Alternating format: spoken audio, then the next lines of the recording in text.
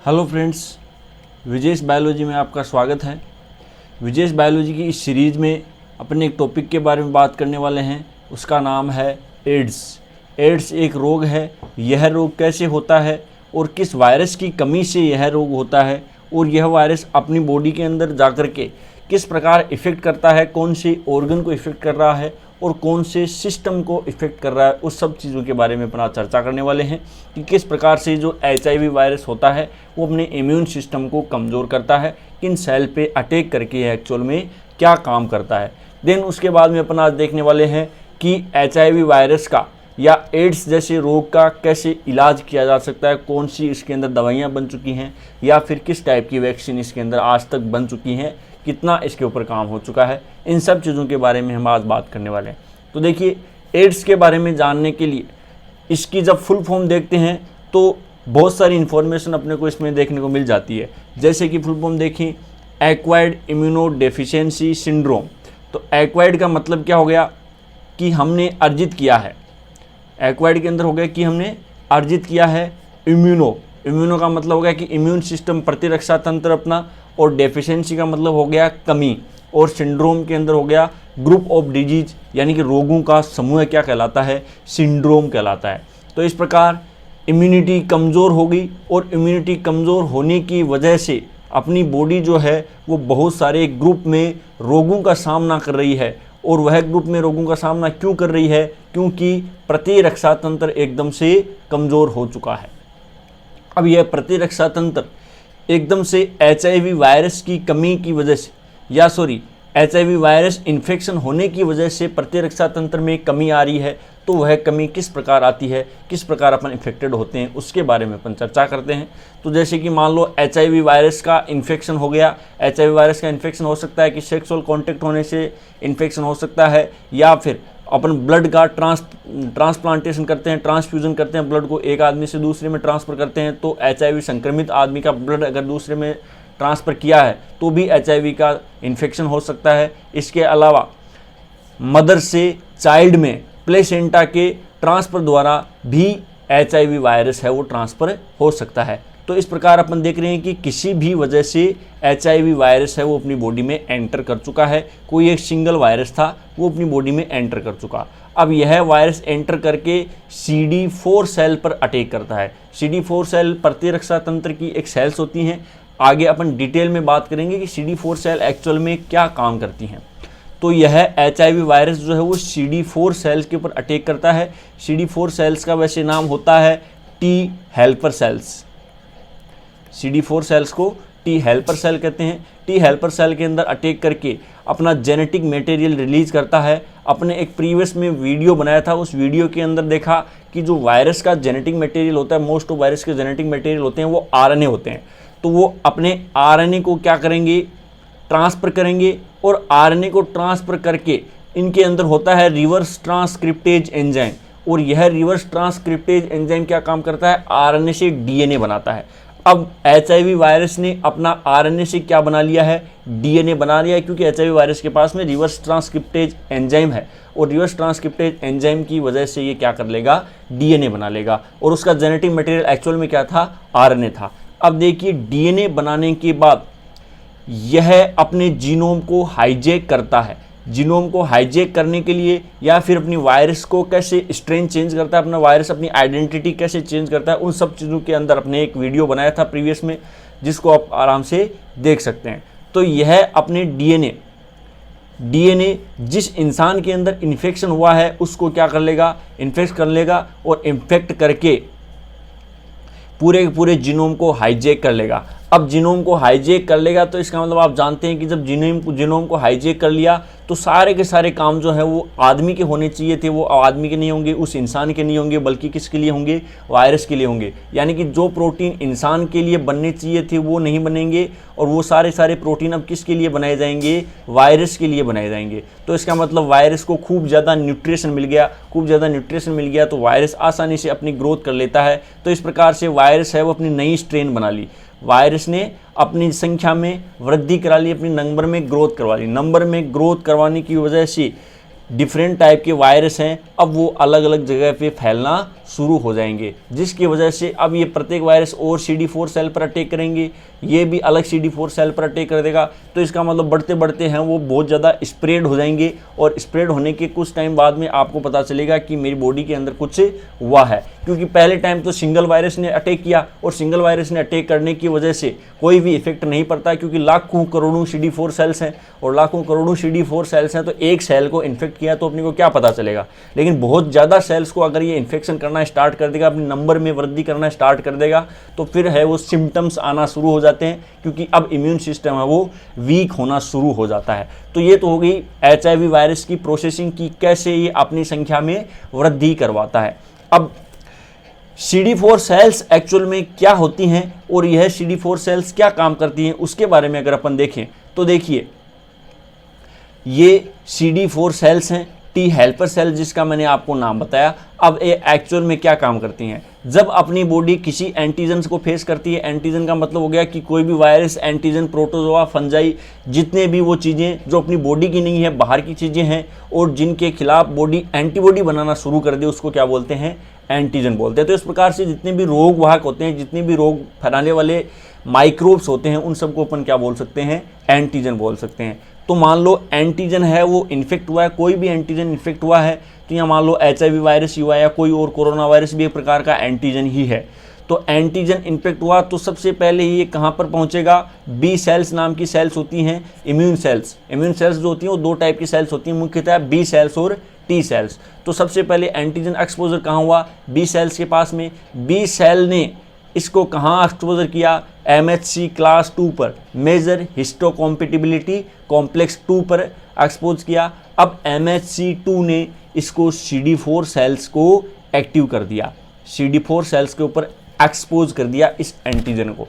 CD4 sales हैं अब action लेना स्टार्ट कर देंगी। CD4 सेल्स हैं वो एक तो क्या काम करेंगी, मैक्रोफेज की तरफ इसकी सिग्नलिंग स्टार्ट करेंगी, और दूसरा काम टी हेल्पर सेल फिर से क्या करेंगी, बी सेल को एक्टिव करेंगी। और बी सेल्स जो हैं वो दो टाइप की सेल्स बनाती हैं, एक तो बनाती हैं प्लाज्मा सेल, एक तो बनाएंगी प्लाज्मा सेल्स और एक बनाती है मेमोरी सेल्स। दो टाइप की सेल्स बनाती हैं और यह मेमोरी सेल्स जो हैं वो क्या करेंगी, एंटीबॉडी का फॉर्मेशन करेंगी। तो इस प्रकार से आप देख पा रहे हो कि जो CD4 सेल है वो एंटीबॉडी बनाने के अंदर इंपॉर्टेंट रोल प्ले कर रही है और दूसरा मैक्रोफेज को एक्टिव करने के अंदर इंपॉर्टेंट रोल प्ले कर रही है। अब यहाँ तो अपने को समझ में आ गया कि उस एंटीजन के खिलाफ हमने क्या बना ली, एंटीबॉडी बना ली। अब यहाँ पर अपने को क्या मतलब है, मैक्रोफेज से अपना क्या मतलब है। मैक्रोफेज देखिए, एंटीजन आपकी बॉडी के अंदर आया, एंटीबॉडी बनने में टाइम लगेगा, हो सकता है कि 10 से 15 दिन भी लग जाए, हो सकता है कि 20 दिन भी लग जाएं किसी वायरस के इन्फेक्शन होने में, और उसके एंटीबॉडी बनने के अंदर जो समय अंतराल है वो ज़्यादा होता है। तो जब तक एंटीबॉडी नहीं बन रही है तब तक क्या वेट किया जाएगा उस वायरस को या उस एंटीजन को मारने के लिए, नहीं।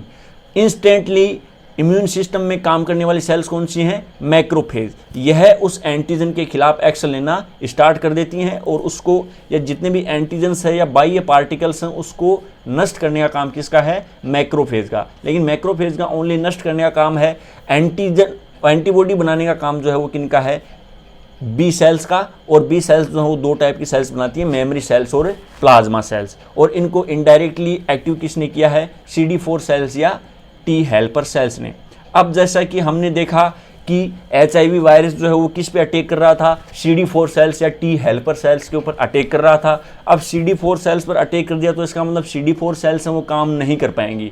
CD4 सेल्स काम नहीं कर पाएंगी तो ना तो मैक्रोफेज एक्टिव हो पाएगी और ना एंटीबॉडी एक्टिव हो पाएगी, दोनों ही काम नहीं हो पाएंगे। यानी कि मैक्रोफेज जो इंस्टेंटली आपको स्ट्रॉन्ग इम्यूनिटी मिलनी चाहिए थी वो भी नहीं मिलेगी, और जो लॉन्ग टाइम इम्यूनिटी मिलनी चाहिए थी वो भी अब नहीं मिलेगी HIV वायरस के इन्फेक्शन होने के कारण। और HIV ने एक्चुअल में क्या काम कर दिया, CD4 सेल्स को नष्ट कर दिया। CD4 सेल्स को नष्ट कर दिया तो सारा सारा जो आपका इम्यून सिस्टम है वो कोलेप्स हो रहा है। पीछे एक टी किलर सेल्स बचती हैं, टी किलर सेल्स हैं वो अकेली ज़्यादा काम नहीं कर सकती, अकेली नहीं कर सकती। वैसे टी किलर सेल्स भी काम करती हैं इम्यून सिस्टम के अंदर, लेकिन ये अकेली काम नहीं कर सकती। उनके अंदर भी CD4 सेल्स का है वो इंपॉर्टेंट रोल होता है, आपस में ये कनेक्ट रहती हैं। तो इस प्रकार से एक CD4 सेल्स पर अटैक करने मात्र से जो आपका पूरा का पूरा इम्यून सिस्टम है वो धीरे धीरे कोलैप्स होता जाता है और इम्यूनिटी पावर एकदम से खत्म हो गई। अब इम्यूनिटी पावर एकदम से खत्म हो गई तो इसका मतलब कोई साधारण से, आप जानते हो कि एनवायरनमेंट में बहुत सारे वायरस बैक्टीरिया हैं, बहुत सारी ऐसी चीज़ें हैं जो रोग पैदा कर सकती हैं, आपको बीमार कर सकती हैं, लेकिन फिर भी आप बीमार नहीं होते। क्यों नहीं होते? क्योंकि कंटिन्यूसली आपकी बॉडी में मैक्रोफेज है और कंटिन्यूसली आपकी बॉडी में एंटीबॉडी बनती रहती है, जिससे अपने को पता भी नहीं चलता कि अपन किस चीज़ से इन्फेक्शन हुआ है और अपन कब उस चीज़ के खिलाफ एंटीबॉडी बना ली। ये चीज़ें नॉर्मल चलती रहती हैं, लेकिन HIV संक्रमित व्यक्ति के अंदर T हेल्पर सेल नहीं है तो ये चीज़ें नहीं बनेंगी, तो उसको छोटी से छोटी बीमारी भी ज़्यादा इफेक्ट करना स्टार्ट कर देगी, उसको प्रॉब्लम होना शुरू हो जाएगी।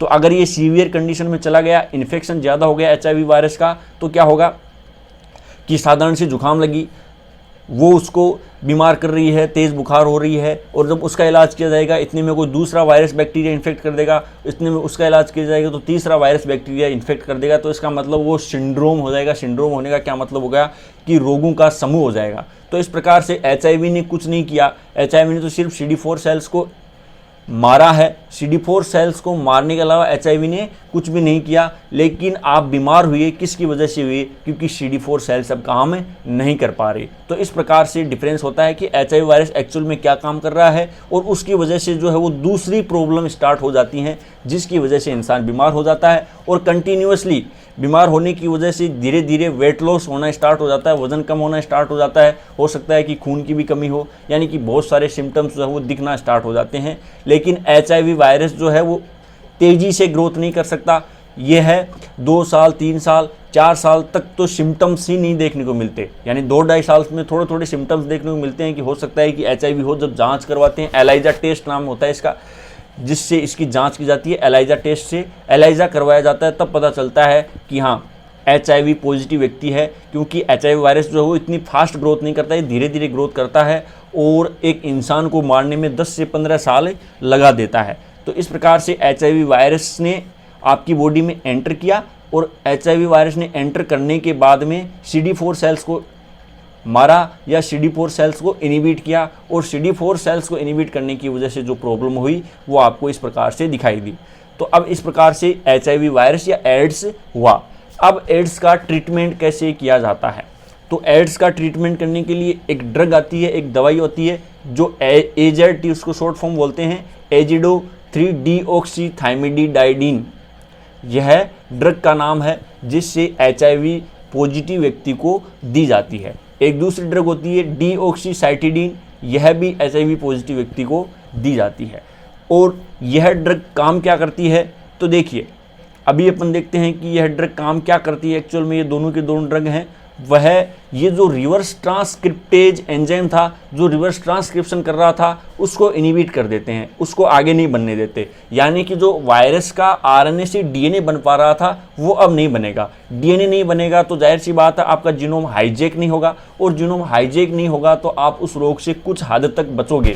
लेकिन इन ड्रग्स ने वायरस को मारा नहीं है, इनसे सिर्फ RNA से DNA नहीं बनाने दिया। इन ड्रग्स को आप देख पा रहे हो कि वायरस को मारा नहीं है, और वायरस को नहीं मारा है, इसकी वजह से इन्फेक्शन जो है वो स्टॉप हो सकता है, या इन्फेक्शन है वो धीरे धीरे फैल सकता है, लेकिन एकदम से वायरस खत्म हो जाए ये पॉसिबिलिटी इन दवाइयों से नहीं है। और अपन जानते हैं कि वायरस की एक प्रॉपर्टी होती है, वो स्ट्रेन में चेंज करता रहता है प्रॉपर, और जब वायरस स्ट्रेन में चेंज कर लिया तो फिर ये दवाइयाँ कारगर नहीं होंगी। जैसे कि मैं मान लो एक एग्जांपल दे रहा हूँ कि आप AZT दवाई दे रहे हो कंटिन्यूसली, और यह 1-2 साल तक काम कर रही थी, उसके बाद में वायरस ने अपनी स्ट्रेन बदल ली, स्ट्रेन बदलने के बाद में रेजिस्टेंस आ जाती है, और रेजिस्टेंस आने की वजह से ये दवाई काम नहीं करेगी, आप चाहे कितनी दवाई लो। उसके बाद में दवाई मान लो चेंज कर दी, डीऑक्सीसाइटिडीन, यह आपने लेना शुरू कर दी, इसने भी कुछ टाइम तक असर किया, उसके बाद में वायरस से फिर से अपनी स्ट्रेन बदल ली, स्ट्रेन बदलती यह दवाई भी काम करना बंद कर देगी। तो इस प्रकार से क्या है कि एक टाइम बाद में वायरस जो है वो अपनी स्ट्रेन में चेंज कर लेता है, और स्ट्रेन में चेंज करने की वजह से दवाइयाँ हैं वो ज़्यादा असरदार नहीं होती। तो इस प्रकार से एड्स का कंप्लीट ट्रीटमेंट अभी तक संभव नहीं हो पाया। तो एड्स की एक सिंपल वैक्सीन भी बनाई गई है जो कि कुछ हद तक कारगर होती है, और उसका नाम होता है SIV vaccine, simian immunodeficiency virus, इसकी फुल फॉर्म होती है। यह एक वैक्सीन जो है वो कुछ हद तक एड्स का इन्फेक्शन है वो रोक सकती है। तो ये जो ट्रीटमेंट होता है, अपन जानते हैं कि वायरस से जनित जितने भी रोग होते हैं उनका बचाव ही उपाय है। अपने लिए बेहतर यही चीज़ होती है कि अपन उस चीज़ से बचाव करें। पहले जितनी भी चीज़ों के बारे में जागरूक रहें और अपन ध्यान रखें कि कैसे वायरस से होने वाले रोग होते हैं और किन प्रकार से इनसे बचा जा सकता है। अपने को शिक्षित होना चाहिए। लेकिन फिर भी अगर इन्फेक्शन होता है तो उसको कुछ हद तक रोका जा सकता है, उसको नष्ट नहीं किया जा सकता। यानी कि जो आदमी इस रोग की वजह से 10 साल में मर रहा था, ये ट्रीटमेंट लेने की वजह से हो सकता है कि वो 15 साल में मरे, हो सकता है कि वो 20 साल में मरे, लेकिन उसकी डेथ जो निश्चित है, डेथ निश्चित है। बस लाइफ साइकिल को थोड़ा बढ़ाने का इन्होंने काम किया है। तो इस प्रकार से वायरस से होने वाले रोगों का बचाव ही उपाय है। कुछ हद तक उनको रोका जा सकता है लेकिन कभी भी नष्ट नहीं किया जा सकता। तो ये बात थी हमारी एड्स के बारे में, एड्स के कुछ ट्रीटमेंट्स के बारे में।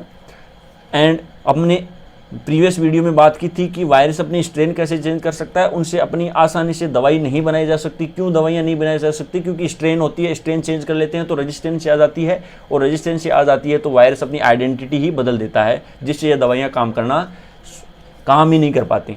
तो ये थी एड्स के बारे में, एड्स की कुछ वैक्सीन के बारे में कि ऑथराइज्ड वैक्सीन जो है एड्स की वो SIV है, लेकिन यह 100% कारगर नहीं है। कुछ हद तक यह आपको प्रोटेक्शन देने का काम कर सकती है। तो एड्स के बारे में हमने बात की। नेक्स्ट वीडियो में अपन बात करेंगे नेक्स्ट इंटरेस्टिंग टॉपिक के बारे में। तब तक के लिए मिलते हैं अपन नेक्स्ट वीडियो में। Thank you so much. Video अगर आपको पसंद आया तो लाइक, शेयर एंड सब्सक्राइब करें। Thank you. मिलते हैं नेक्स्ट वीडियो में।